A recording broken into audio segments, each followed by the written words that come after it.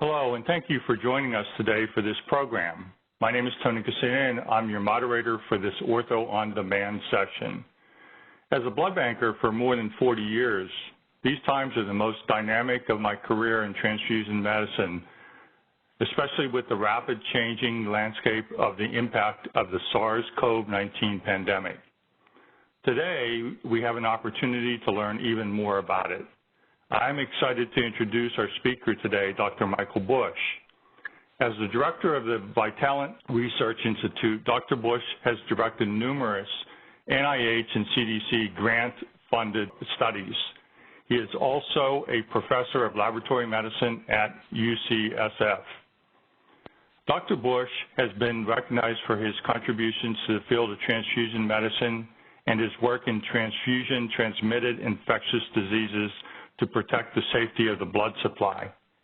His major research interests include the implications of new and emerging viruses, reflected by his groundbreaking work in HIV and now COVID-19.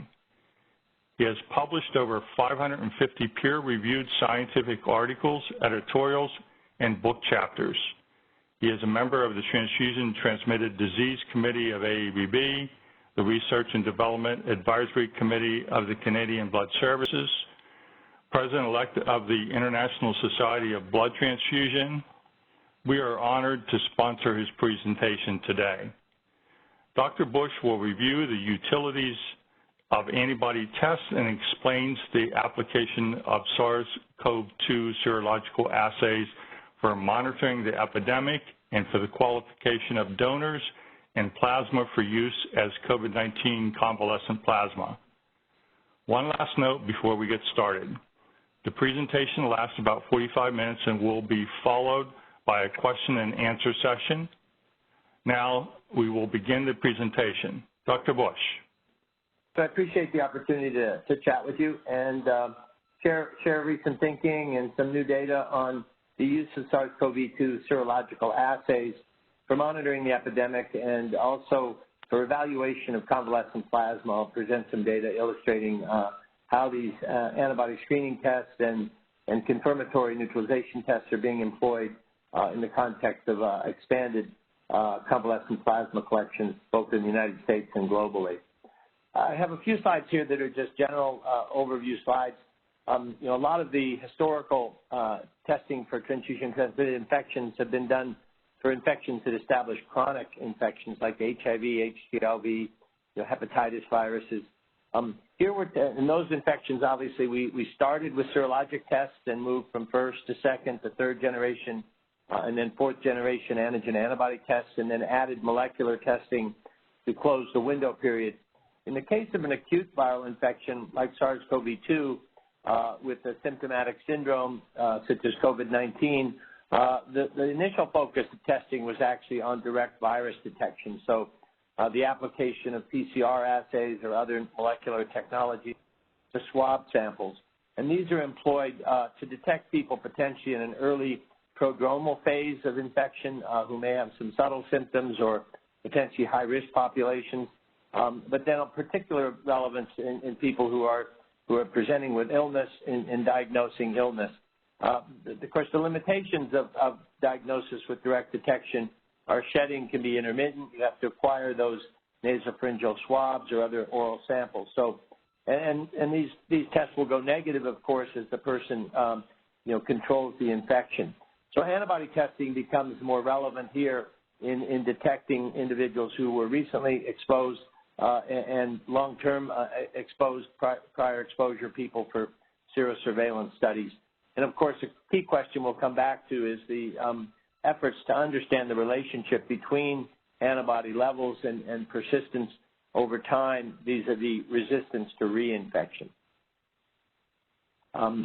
As we think about antibody assays and direct detection assays and their performance, down below here I've added a little table that just shows that if we're talking about direct detection assays, we're really focused on the performance of those tests in the context of people who were recently symptomatic and then resolved the infection. So a lot of the data on the FDA EUA website and from manufacturers of molecular tests are focused on their sensitivities in the detection of virus in swab eluates from acute infection phases or in persistence. And of note here is that these studies have demonstrated that people can be positive by molecular tests for several weeks to occasionally months following resolution of symptoms, but isolates have never been generated from those samples, so people seem to not be infectious when they do have persistent swab PCR positivity after resolution of symptoms. On the serology side, the performance of serologic tests are obviously not excellent for people who are presenting with acute syndromes. So in general, as you'll see in some examples that I'll show, the performance of serology tests are usually framed out in the context of time since onset or since resolution of symptoms. So when we think about evaluating performance of tests, we need to take considerations around the stage of infection, whether people are still symptomatic or not, and the timing from symptom onset as we understand the performance of serologic testing. And there is a review here that I've noted published in JAMA last month that nicely summarizes what I just sort of summarized more generically for SARS-CoV-2 and talks about the performance of both molecular assays, swab-based assays, and serologic assays in the context of time from onset of symptoms. So I'd refer you to this reference if you're interested in that in these issues. Now, this is a slide that sort of summarizes the different applications of antibody tests. And as you think about antibody testing, I think it's important to realize that there are many different reasons why antibody tests may be employed.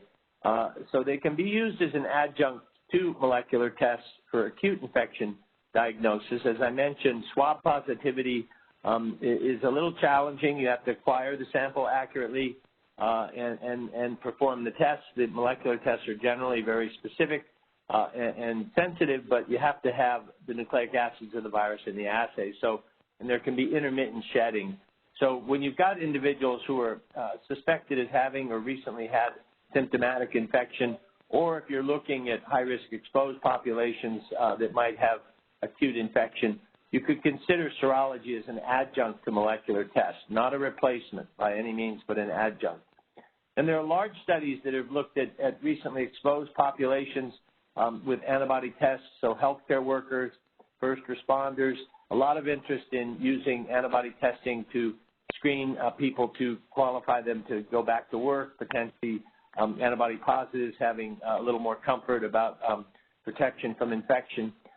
There's also interest in using antibody test results from asymptomatic exposed populations to try to estimate when people were infected. I'm not going to go into this in any detail, but the idea of staging duration of infection or time since infection based on antibody maturation dynamics. A huge amount of antibody testing is being done now to qualify donors to donate convalescent plasma, so-called COVID convalescent plasma, or CCP, as well as hyperimmune globulin production. And there are a number of the source plasma manufacturers, companies, both with federal government funding and internationally, developing hyperimmune globulins against SARS-CoV-2, IgG, that we hope will be efficacious both for treatment and potentially prophylaxis. A lot of the work that I'm very involved with is serosurveillance studies, so using antibody assays as tools to measure the degree to which the virus has infected the population. And these can be focused studies on healthcare workers or first responders, or regional studies either through public health departments or academic groups or at state levels.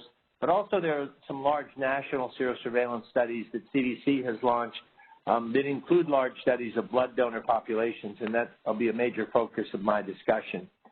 As we think about antibody assays, we're trying to understand the relationship between detection of antibodies and the characteristics of those antibodies in terms of both the specificities to the spike proteins or the nucleoproteins of the virus, but also the titers or levels of antibody reactivity and neutralizing antibody reactivity to understand protection from reinfection.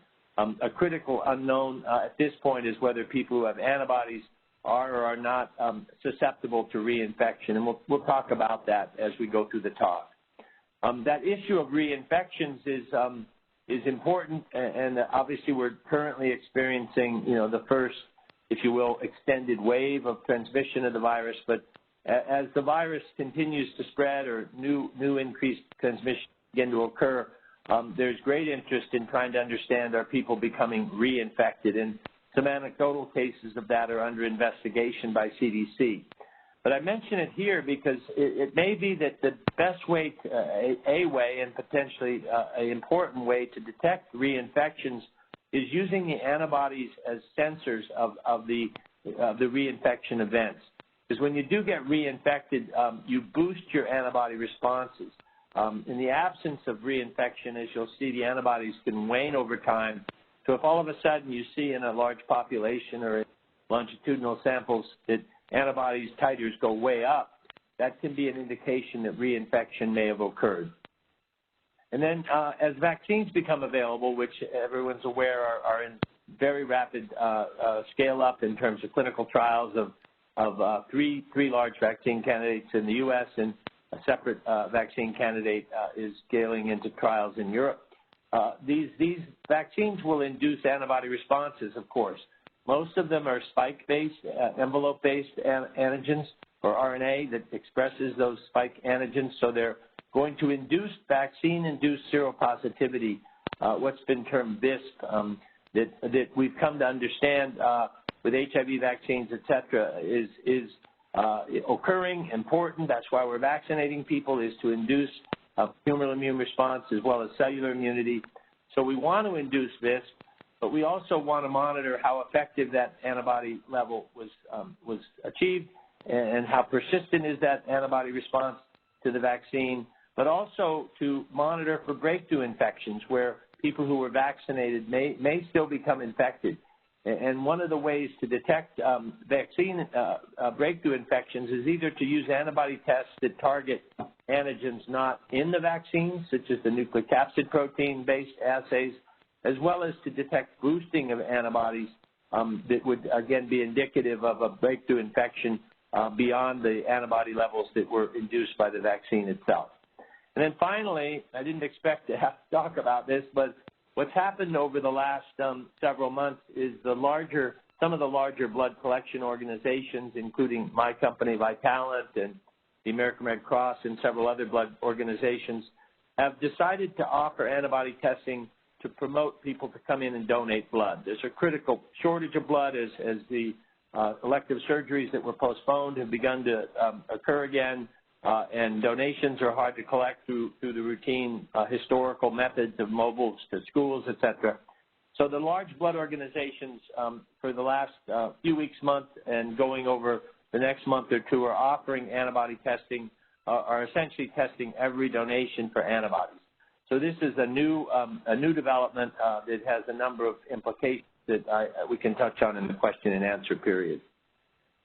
So as we think about these different applications, it brings forward the concept of use cases and the types of assays that you may want to use for antibody detection are really linked to the use case that you're trying to apply the test for. So there are point-of-care lateral flow assays, several of which have been EUA approved. There's also very high throughput lab-based screening assays from a number of the companies that we're all familiar with that are now EUA approved. So there's the pros and cons of point-of-care testing, rapid results, but lack of confirmation, less sensitive, less specific versus the lab-based screening test. The antigen content is a consideration, so whether you're focused on the nucleocapsid or the spike protein, and the format are these total IG assays, IgM, IgG, IgA. So the applications would help that you're looking at would help you decide which assay is best for your particular study. In my opinion, all of these assays that we're using and studying are very good, very sensitive and specific.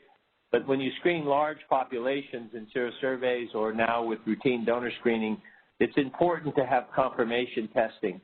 And so we fortunately do have multiple screening platforms that can be used in series to confirm We have neutralization tests and microarray technologies that allow us to characterize the antibody responses.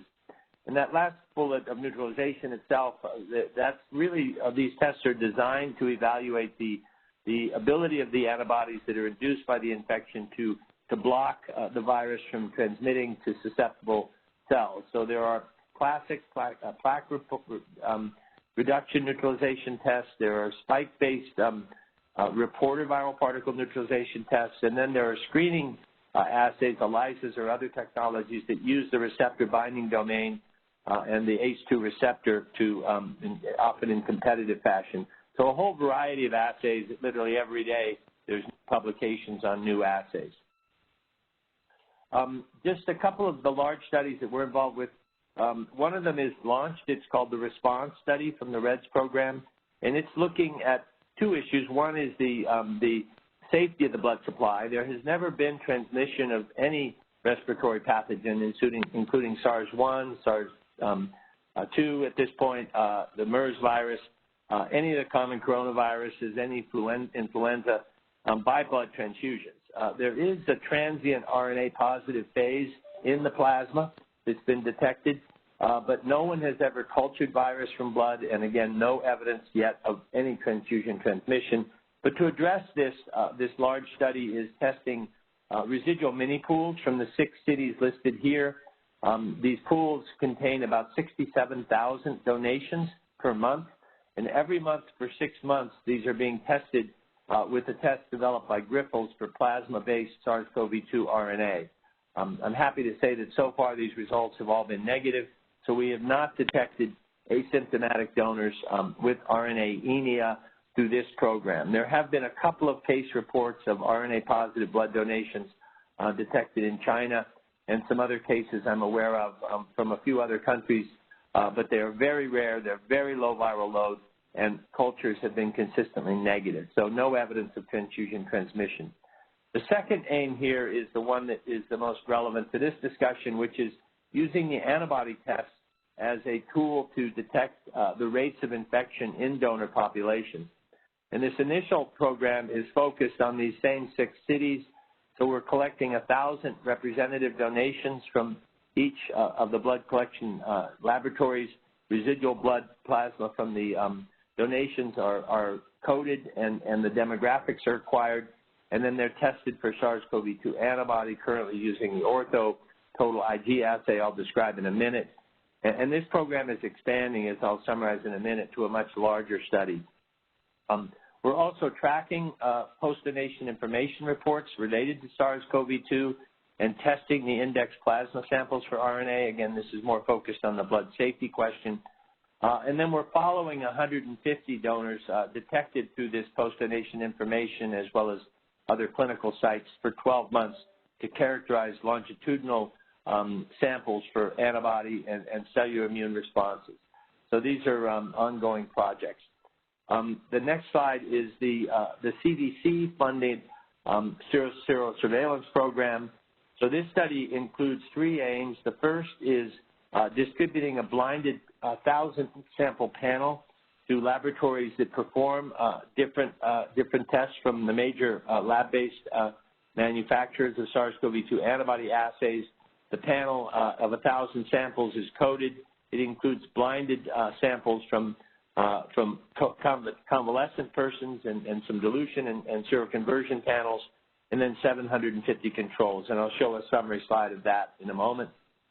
The next aim is an expansion of the original 6 sites that are part of the already launched response program to 25 regional centers around the United States. It includes sites I'll show you in a moment, but it includes Puerto Rico and Hawaii, for example. And this will be monthly surveillance for 12 months, and then followed by another wave at 18 months with 1,000 samples per site per month. So a fairly large study to monitor for the rate of infections in the population using antibody testing as a tool to track the outbreak. And again, as I mentioned, antibodies wane, so we're interested in understanding the waning of the immunity, and to do so, this study is funding follow-up 150 convalescent plasma donors for 18 months to characterize the immune response over time. There's a timeline down here. This study is launching the end of this month and next month, so it go on for the next 18 months. These are the assays that we're currently planning to evaluate in the 1,000 sample panel study. You can see the manufacturers, the antigens that they're using in their assays, the configuration of the assays, the current status of EUA, and then the testing laboratories that have been identified. So these panels will be distributed to testing laboratories designated by the manufacturers as experienced in running the test, and then the blinded results will be decoded and compared. And my hope and expectation is that all of these top quality companies will have assays that will perform well for purposes of serosurveillance, which is the focus of this project. This is data on Ortho's total IG assay, which is, I think was the first assay to receive emergency use authorization from FDA. This is an antigen sandwich configuration test, so the concept here of third generation technology, it uses the spike protein on the solid phase as well as in the conjugate for detection. So you're essentially sandwiching the antibodies from the donor between the solid phase and the conjugate. And this is great because it detects IgM, IgA, IgG. It not only detects human antibodies, but we've been using it recently in macaques, and it'll work in mice, so it's got those advantages. But importantly, from our perspective, is it's a very high throughput assay. This is a Vitris platform that we actually have now 2 in San Francisco, but also there's in our testing subsidiary, Creative Testing Solutions, I think they now have 12 of these platforms, and they have high throughput in terms of hourly turnaround time, and Ortho has really scaled up production of these assays and is supplying these tests both for our blood donor-based studies, but also to major reference labs and other investigators. The assay has a very good specificity with a very wide spread between negative samples and the cutoff, and the sensitivity is very good. This is data on clinical samples sorted by time since symptom onset, and you can see that there's a small number of samples that are negative from swab-confirmed infections that had not yet seroconverted. These samples were negative for neutralizing antibodies, but all samples collected 8 days after symptom onset were positive. So very good performance from the data submitted to FDA. This is just another example of another assay. This is the Abbott Architect assay, just showing on longitudinal series of samples from infected symptomatic patients, the time course to seroconversion, which correlates, interestingly, IgM and IgA and IgG come up pretty much concurrently, as do neutralizing antibodies. And so similar to what I showed earlier, the way you express this data is sensitivity relative to time since symptom onset. And all of these assays have very good performance once you're out beyond several weeks following symptom onset. This is just an example of our neutralization test, which is using a vesicular stomatitis virus backbone, which has a reporter expressed protein, green fluorescence protein, or luciferase. You can use either one. And you can co-transfect into a production cell the spike protein for SARS-CoV-2, so that viruses, pseudoviruses are produced that express the native conformation of the spike protein on the surface of these viral particles that have a reporter gene in them. And then you can add the patient's serum in serial dilutions to these viruses and then incubate them with a target cell line that is overexpressing the receptor, the ACE2 receptor, as well as a important protein, TMPRSS2, that's a protease that cleaves the spike protein. So you can then quickly and with no risk of infection quantify the titers, the neutralization titers. And on the right here is some curves of real convalescent plasma samples incubated with serial dilutions of patient serum. And you can derive what we call a neutralization titer 50, which is the titer of the patient's serum that neutralizes 50% of the infectivity. So we use this test to characterize the neutralizing activity of the patient samples. This is another test that we use extensively, developed by Phil Felgner's group at UC Irvine, and it is an array technology that has the antigens, multiple antigens to not only the SARS-CoV-2 virus, but SARS-1 and MERS, as well as many common coronaviruses and other respiratory pathogens. And these are arrayed in a very high throughput technology that can then quantify the binding of antibodies to these various antigens from these multiple different respiratory viral pathogens. Is a very high throughput assay and then gives you profiles of the antibody reactivity. In this case, in red here are SARS-CoV-2 convalescent cases showing strong reactivity against the SARS-CoV-2 antigens, some cross-reactivity against SARS-1 and MERS, which is not a surprise, but then very good specificity against other common coronaviruses. So these are the tools that we're using. Again, this is the study that is launched now. We just literally concluded the launch meeting with the health departments in all these states, as well as the blood bankers and testing labs. So you can see this is a CDC-funded national surveillance program that has selected 25 metropolitan regions in impacted states and is conducting monthly 1,000 sample serosurveillance for a year, beginning in July. So it'll pick up the 6 sites that were part of the original response program funded by NIH are shown in red, and the additional sites are shown in blue. And as I mentioned, this includes Hawaii and Puerto Rico. So this program will go on for 12 months with monthly samples of 1,000 and then an additional wave at 18 months. And then this is just some early data, and just as an illustration, we've got a lot more data that I'm not going to show because this is going to be obviously a focus of a publication. The plan is to publish the data from all 6 regions that are part of the response program through June, hopefully in early July.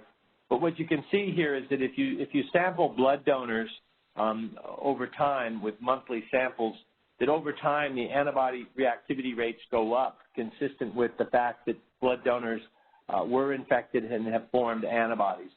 So we're seeing antibody rates in the range of 12 to 15% in places like New York City, in the much lower rates in many other regions. So places like San Francisco, for example, or Seattle have less than 1.5% of the donors were infected so far. So really a very low, thanks to the shelter in place and precautions that were implemented, a very low proportion of the population has been infected. This is comparing the antibody reactivity results in these random donor-positive asymptomatic donors to samples from convalescent plasma donations. As I think everyone is aware, there's a huge effort to encourage people to come back and give blood after they've recovered so that it can be transfused into patients who have either developed serious illness or have early signs in order to prevent them from progressing to more serious illness. Also, donations are being collected to produce hyperimmune globulin.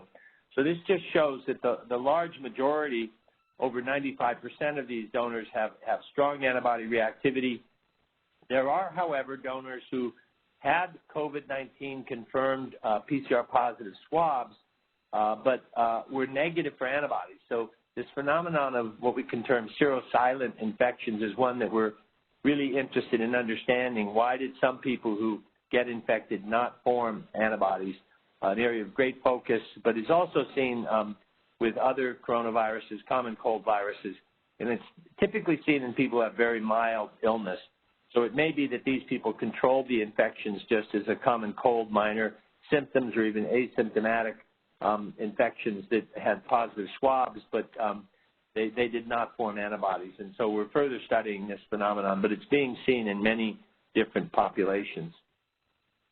And then this is just showing the correlation of the antibody reactivity on the Ortho assay with neutralization titers. This is unpublished data and being expanded now into a much larger study of 750 donations. But we do see a strong correlation between the intensity of reactivity. This is the Ortho total IG assay and the neutralization titers. There are exceptions. There's these people who don't form antibodies. There's also people who have reasonably strong signal, although generally less than 10, who have no neutralizing antibodies. and then other people who have weak signal who have high neutralizing antibodies. So we're trying to understand why this disparity. But in general, what we're learning is that if your single to cutoff ratio is above 10, there's a very high probability, virtually 100%, that you have neutralizing titers of 1 to 140, 1 to 40, or 1 to even 160. So that's shown in the table below. But this, again, is new data, and I should point out that at this point, the Ortho assays, both their total and their IgG assays, have a qualitative claim. My understanding is there's discussion with FDA about expanding the data and the assay to include better calibrators and standards, and a goal of generating a claim for potentially qualification of convalescent plasma and correlation with neutralizing antibodies. In terms of serosurveys, I'll just mention that although we're doing very large ones in the U.S., we're not the only ones. There's data recently reported from the Dutch and Danish blood bank groups. The upper content here, these have been published, as is everything these days, on pre-peer review websites.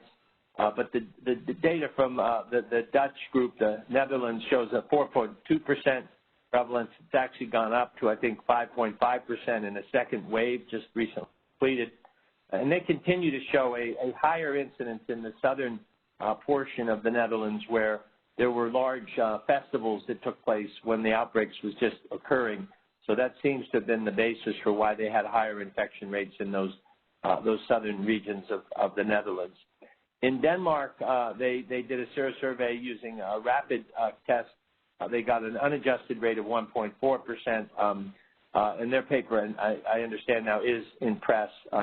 And the Danish paper is, the Dutch paper is also soon probably going to be published. So keep your eyes out for that. There are other serosurveys planned and underway in other countries, including, for example, Germany and Canada. So this is a good example of how the blood donor population, blood bankers, have stepped up to help provide information on infection rates. And I'll point out that the Danish paper did a nice job of extrapolating the case infection rate and the mortality infection rate ratios. So obviously a big question in COVID-19 is what proportion of people who are infected get sick and what proportion die. Historically, we've been dealing with case fatality rates, and now for the first time, in great part due to the availability of blood donor serosurveillance data, we can estimate the overall infection rates in the populations and estimate the overall infection fatality rates. So that just a couple final points.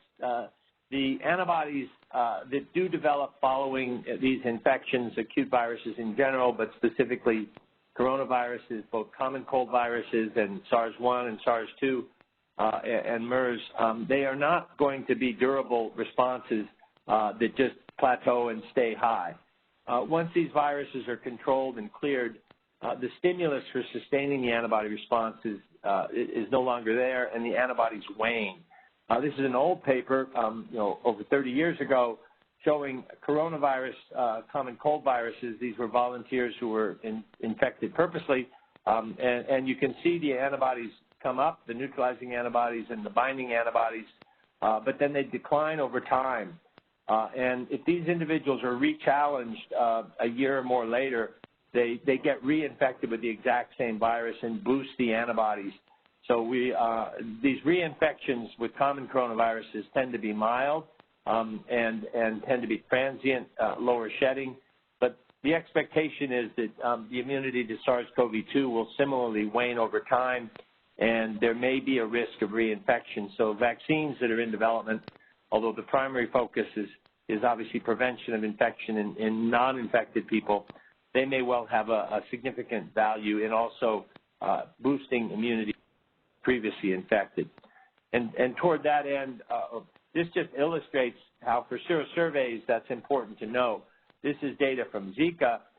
Puerto Rico infected people detected by NAT screening in Zika. This is the epidemic curve for when we screen the blood supply in Puerto Rico with high rates of RNA detection. we followed about 50 of these donors over time to watch as the antibody responses declined with various assays, including the neutralization titers. And I mention that because when you look at using antibody tests as serosurvey tools, the fact that people's antibodies wane results in a declining antibody reactivity after an outbreak.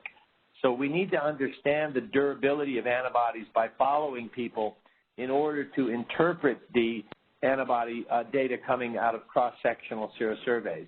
So in this example, if we did the serosurvey a year after the outbreak, we would have underestimated the proportion of the population infected.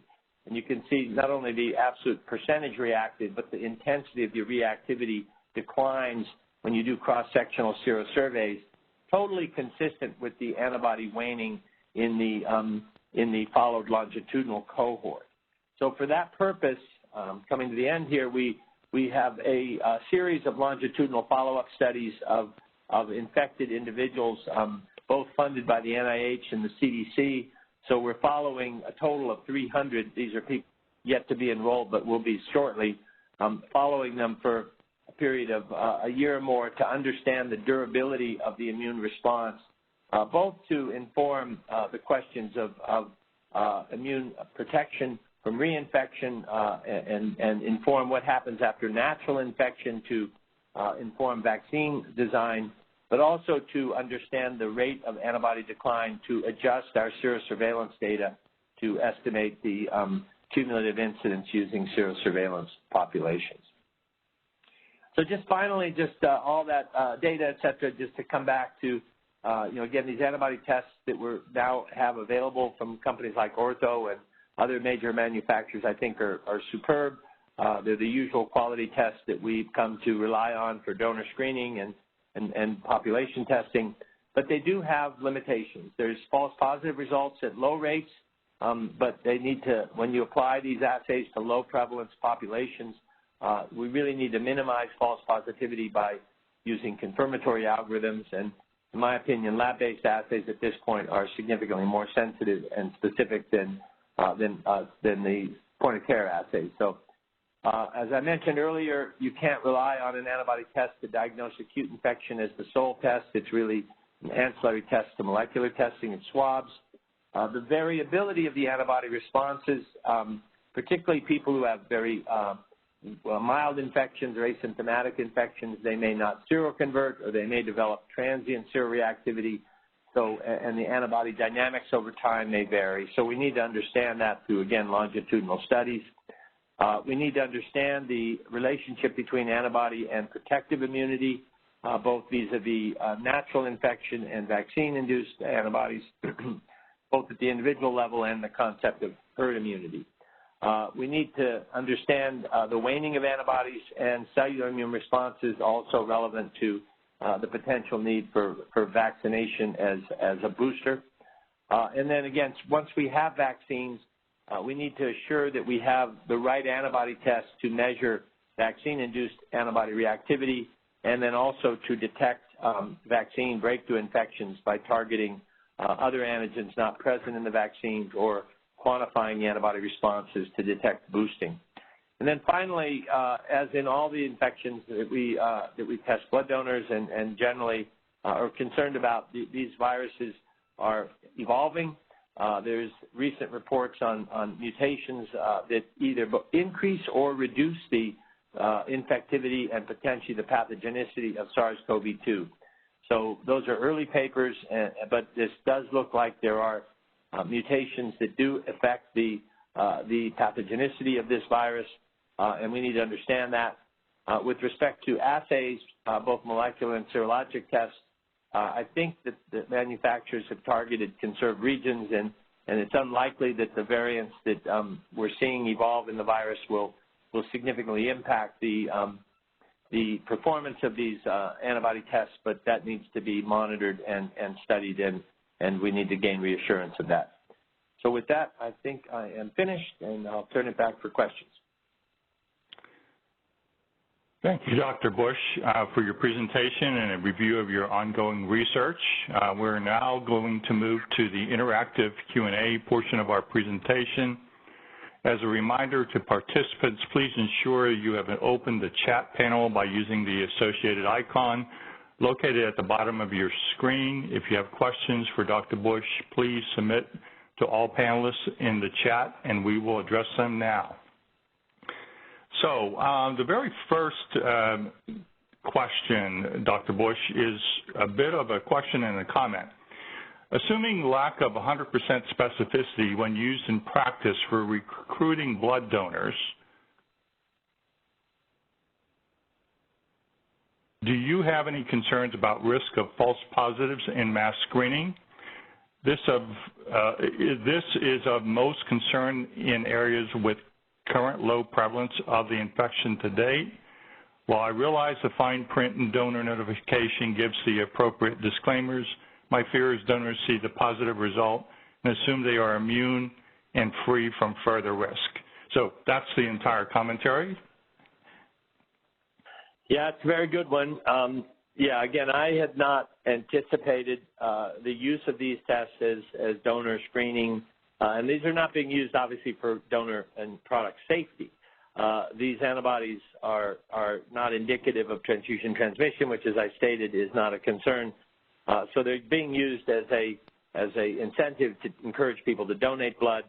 And now, that data is also quite useful for public health to stand the rate of infections. But I agree completely with the comment that applying tests even with 99.9% specificity, if you've got, 1 in 1,000 or 1 in 10,000 false positives and you're testing millions of samples in a setting where there might be a true seropositivity rate of less than 1%, false positives do become a serious concern. So that's why, at least in my organization, I know in the Red Cross and others, there is planned intent to use confirmatory testing. So usually using an alternative assay that is also EUA approved and maybe targets a different region, a nucleocapsid test, for example, to supplement a spike-based test. So, but even donors who have, strong antibodies, the other, unfortunately, yeah, the current EUA approval is only to release the reactive, non-reactive result. These assays do have dynamic range, so if a single to cutoff, as I showed, for example, in the Ortho total IG is greater than 10, those results do correlate well with neutralization titer. But to my knowledge, the blood organizations are not allowed to, the testing labs are not allowed to release the S to C to the donors or to the, so you don't get a quantitative value that would add to your predicted value. But I do agree and am personally engaged in trying to assure that that the donor data that is being generated through the routine large-scale screening is going to be subjected to confirmation testing. And the counseling is irrespective, has to make the point that we don't understand whether antibody reactivity has protection, even in people who have neutralizing antibodies. We don't know for sure that that's going to protect you from reinfection. So this is an important point that again is become a much larger issue as the organizations have implemented large-scale screening. Okay, thank you. The next question, would a serial testing algorithm, for example, anti-nucleocapsid followed by anti-spike, be more predictive of plaque neutralization? That's an interesting question. Yeah, again, one of our studies I mentioned is to test 1,000 samples that include samples that have been pedigreed with respect to plaque neutralization against a large number of both nucleocapsid and spike-based assays.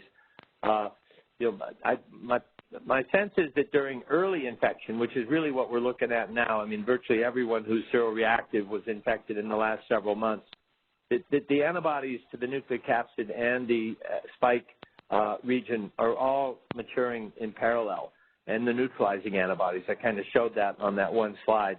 The neutralization itself is predominantly antibodies that are targeting the spike envelope and particularly the receptor binding domain of the spike. So over time, the antibodies could wane against the nucleocapsid, for example, or the spike differentially, and you could get discordant nucleocapsid or spike antibody reactivity that might have differential correlation with neutralization. But my expectation is, and we're now looking at that, is that that even nucleocapsid-based antibody levels above the threshold will correlate with neutralization. So I look at the serial combination of a nucleocapsid and a spike-based antibody test as a good approach to improve, specificity, to confirm reactivity, and to the extent that you have quantitative values above the cutoff, either of those could probably be shown to have correlation with neutralization titers. But again, that work is in progress. Okay. The next one, can you discuss pros and cons of a nucleocapsid versus spike protein serological test as its potentially utility in vaccine response? Yes, that's really where I see it as the two approaches as being important and complementary. I think the current manufacturers, as I outlined, have tended to either focus on nucleocapsid or spike as their first to market assays, and I think all of them are showing very good performance. Of course, these are top tier companies that have chosen antigens that have high specificity and high immunogenicity, so sensitivity, and all of the data to me looks very good. Once we have vaccines, the vaccines will very likely induce antibody reactivity against the spike antigens. So we'll have that VISP, as I called it, that will result in people who've been vaccinated scoring as seroreactive as a consequence of the vaccine. So it's a little bit like hepatitis B, where we vaccinate people with surface antigen and we use anti-surface as a very nice measure of vaccine-induced seroreactivity, and then we use anti-core as a measure of natural infection. So I see, and I believe that most of these manufacturers are moving towards having complementary tests on their platforms that will include nucleocapsid and spike antibody reactivity as separate assays, so that we can use the test to detect vaccine responses, and then separately natural infections either in non-vaccinated people or in people who've been vaccinated, but to try to detect potential for vaccine breakthrough infections based on antibodies to nucleocapsid antigens. Very good. Thank you. The next question is, recent studies have shown evidence of T cells contributing to a SARS-CoV-2 immune response. There is an example of that in a recent journal, Cell, in 2020. How are serosurveillance studies based on measuring presence of antibodies taking this into account when assessing our herd immunity status? Yeah, another very good question. Obviously, humoral immunity, antibody responses are completely dependent on cellular immunity. We need T helper cells to engage and induce the B cells to mature, to develop the antibodies. The Cell paper, I think, is probably being referenced from the immunology group here in San Diego, is actually very interesting, because what they're showing is that people who get SARS-CoV-2, they not only develop cellular immunity to SARS-CoV-2 based on cellular ELISpot type assays, but they also develop cellular immunity becomes increased against other coronaviruses and other respiratory viruses. So one of the key questions that we and other groups are interested in is the role of memory cellular responses to prior coronaviruses or other respiratory pathogens in terms of the response to acute infection with SARS-CoV-2. It's a little bit like dengue, where we have the 4 dengue viruses, and your memory to a prior dengue virus can dramatically increase the probability of illness in people who've been infected before. That hemorrhagic fever syndrome typically occurs following your 2nd or 3rd dengue virus infection. So we don't know whether that memory response to other other coronaviruses or other respiratory viruses is good, and that it causes rapid neutralizing antibodies that can prevent SARS-CoV-2 from becoming symptomatic, or whether they may actually contribute to increasing the sort of immunologic storm that is really the fundamental problem with SARS-CoV-2 is the acute lung injury that occurs that's partially driven by the immune response. So we're still trying to understand both the positive and the negative effects of cellular immunity, not only to SARS-CoV-2 but to other respiratory viruses in the disease course. Okay. The next question that has come up is, if the studies on immunity characterization of COVID show long-lasting and effective immunity, then that means short-term use. What does that mean for the short-term use of convalescent plasma? Well, I mean, convalescent plasma is, one is, it's being collected at high rates and being transfused to lots of people in the United States and internationally in settings both that have already been through the worst of the pandemic in places like South Korea and Italy and Spain. And now, large outbreaks in Latin America, places like Brazil, there's large trials of convalescent plasma. We still don't know whether it's working well or not. The results of both the formal randomized control trials as well as a very large Mayo Clinic-driven study of efficacy, which is correlating antibody levels with response to treatment without a control. There's no randomized control component to that. Those data are expected to be available in the upcoming months to tell us all whether convalescent plasma really is ameliorating the disease severity. So that's number one. We don't know if it's working. In my opinion, the people who are donating convalescent plasma now, for the most part, they were infected. Most of them had symptomatic illness, so they've got generally fairly good antibody reactivity in their plasma, but that will wane. So my personal sense is that a person who is a good convalescent plasma donor now, 6 months, a year from now, their antibodies may have declined, and if there is efficacy, those people, for example, may need to have booster vaccination to try to drive up their neutralizing antibodies so that they become continued effective donors of convalescent plasma. And, of course, the convalescent plasma phase is a passive immunization process that may be supplanted by hyperimmune globulin or neutralizing antibodies that are monoclonal antibodies that are being manufactured. So, right now the use of plasma, there may be other constituents in plasma that are important for patients. There's a coagulopathy and endotheliopathy of SARS-CoV-2.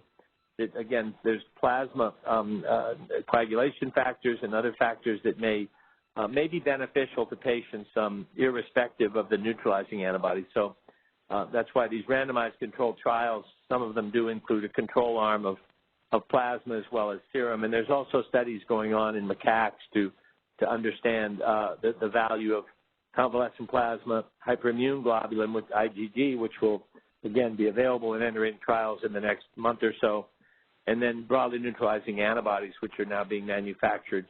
So we have a kind of a future path of therapeutic agents derived as passive immunotherapy that will then evolve into the vaccine-induced protection.